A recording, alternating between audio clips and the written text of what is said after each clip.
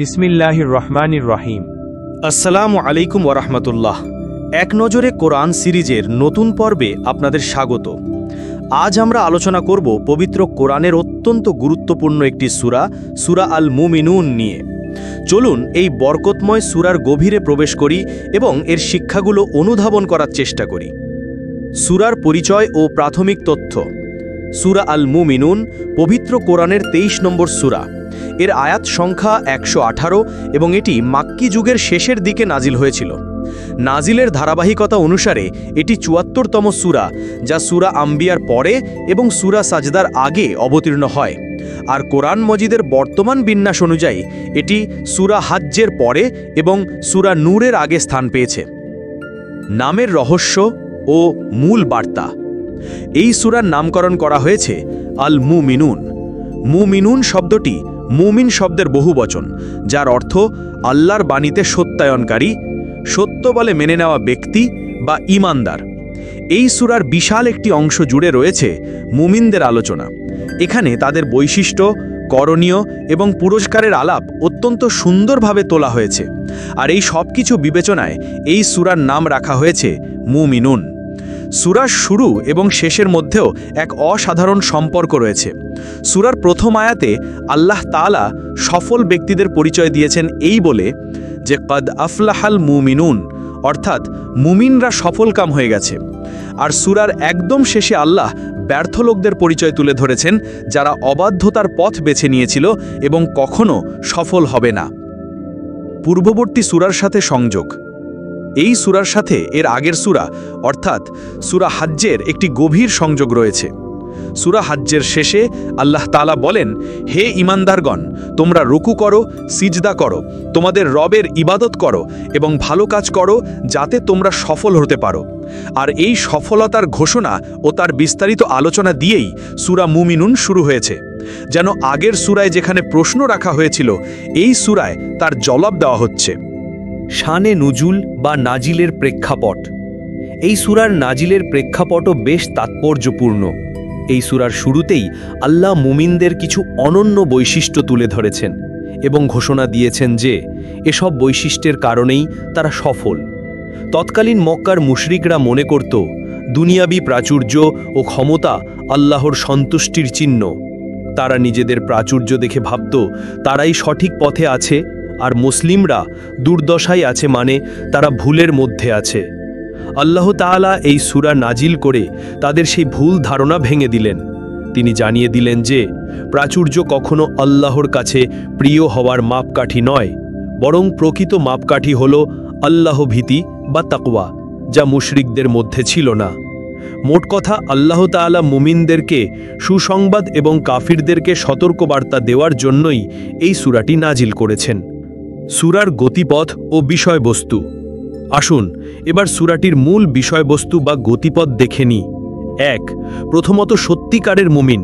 সূরাটি শুরু হয়েছে সফল মুমিনদের বৈশিষ্ট্য বর্ণনা করে, যা তাদেরকে দুনিয়ার বাকি সবার থেকে আলাদা করে। তারাই জান্নাতের উদ্ধারাধিকারী। 2. দ্বিতীয়ত বেঈমান ও তাদের পরিণতি।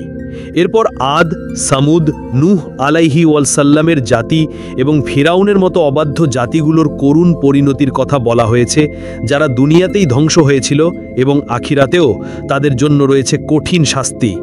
3. মক্কার মুশরিক সম্প্রদায়। মক্কার মুশরিকদের নানা অজুহাত ও অভিযোগ খণ্ডন করে তাদেরকে দ্বীন গ্রহণের আহ্বান জানানো হয়েছে। 4. তৌহিদ ও আখিরাতের সত্যতা। সবশেষে আল্লাহর একত্ববাদ এবং পরকালের জীবনের যৌক্তিক প্রমাণ তুলে ধরা হয়েছে। এক গভীর আত্মবীক্ষণ, রিফ্লেকশন। এই সূরা আমাদের এক গভীর আত্মবীক্ষণে নিমজ্জিত করে। দিনরাত মিলিয়ে আমাদের হাতে 24 ঘন্টা সময়। দুনিয়ার সফল ব্যক্তিরা প্রতিটি মিনিট, প্রতিটি সেকেন্ড হিসেব করে চলেন। এবার দেখা যাক আল্লাহর চোখে সফল কারা। এই সূরার দ্বিতীয় আয়াতে বলা হয়েছে যারা তাদের নামাজে বিনয়ী। তৃতীয় আয়াতে বলা হয়েছে যারা অহেতুক কথাবার্তা বা ফালতু কাজ থেকে দূরে থাকে। একবার ভাবুন তো, আমাদের দিনগুলো কিভাবে কাটছে। আমাদের বহু যুবকের রাত কাটে স্মার্টফোনের দিকে তাকিয়ে থেকে, সোশ্যাল মিডিয়ায় মগ্ন হয়ে। এত কাজ শেষে ক্লান্তিতে চোখটা যখন বুজে আসে, তখন ফজর কথা দিয়ে এলো আর গেল, তার খবর থাকে না। একটু চিন্তা করুন, সেই মুহূর্তে যদি মৃত্যুর ফেরেশতা সামনে এসে হাজির হন, কানে বাজছে গান, চোখে ভাসছে অনর্থক দৃশ্য, তখন কি হবে আমার অবস্থা? মৃত্যুর পর আমি কোন মুখে আল্লাহর সামনে দাঁড়াবো? ভাববার সময় কি আমাদের হাতে আদৌ আছে? আয়াত ভিত্তিক বিষয়বস্তু বা ওভারভিউ। আয়াত 1 থেকে 11 মুমিনদের কতিপয় গুণাবলীর বর্ণনা দেওয়া হয়েছে। আয়াত 12 থেকে 29 আল্লাহর একত্ববাদের প্রমাণ দেওয়া হয়েছে। আয়াত 30 থেকে 49 নবীদের প্রতি বিশ্বাস ও যুগে যুগে তাদের প্রতি বিভিন্ন জাতির প্রতিক্রিয়া কী ছিল সেসব বিষয়ের আলোচনা হয়েছে। আয়াত 50 থেকে 56 রাসূলদের বিদায়ের পর প্রতিটি জাতি নিজেদের মধ্যে বিভেদ সৃষ্টি করেছে। আয়াত 78 থেকে 98 আল্লাহর অনুগ্রহ ও তার অপার ক্ষমতার বর্ণনা দেওয়া হয়েছে। আয়াত 99 থেকে 118 কিয়ামত দিবসের কিছু দৃশ্যের অবতারণা করা হয়েছে। হালাল রিজিক ও নেক আমল। এই সূরার 51 নং আয়াতে আল্লাহ একটি অসাধারণ নীতি শিখিয়েছেন। তিনি সকল রাসূলকে সম্বোধন করে বলছেন, যা মূলত আমাদের সকলের জন্য এক শিক্ষা। তোমরা হালাল খাবার খাও আর ভালো কাজ করো। লক্ষ্য করুন, আল্লাহ আগে ভালো কাজ করতে বলেননি, আগে হালাল খাবার খেতে বলেছেন। কারণ হালাল খাবারের সাথে আমাদের ইবাদতে এক গভীর সম্পর্ক রয়েছে। হালাল খাবার খেলে ইবাদতে যে স্বাদ ও তৃপ্তি পাওয়া যায় তা অন্য কিছুতে পাওয়া সম্ভব নয়। তাই আমাদের উপার্জনের উৎসের দিকে কঠোর দৃষ্টি দেওয়া প্রয়োজন। ফজিলত ও শেষ কথা।